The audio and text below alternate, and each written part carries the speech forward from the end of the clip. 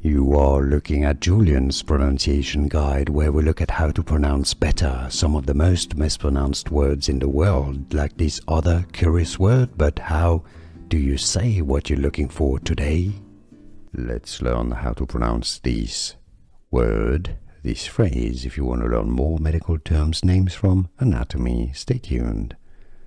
English pronunciation: basilic. Yes, the S here is pronounced like an S, not like a Z. It's not basilic. Oh, in French it would be basilic, but in English the pronunciation is as basilic vein.